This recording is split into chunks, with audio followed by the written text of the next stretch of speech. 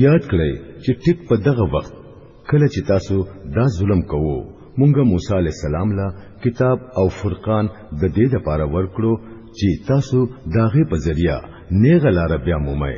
یاد کړئ کله چې موسی علی السلام د دې نعمت سره واپس شو نو هغه خپل قوم ته وویل چې اے خلکو تاسو د غوا د بچی د عبادت په وجا په خپل ځان سخت ظلم کړی دی نو خپل خالق ته توبه وباسئ او خپل ځانونه مړ کړئ. په دې کې ستاسو د خالق په نس ستاسو بهتري ده.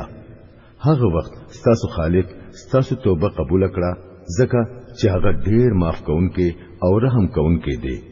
یاد کړئ کله چې تاسو موسی علی السلام ته ویلیو چې مونږه ستا په خبره هرگز یقین نکوو ترڅو چې مونږه په خپل سترګو ښکارا خدای ستا سره په خبرو کولو او نو وینو. په دغه وخت کې تاسو قتل چې یو سخت تندر تاسو راګیر کړئ.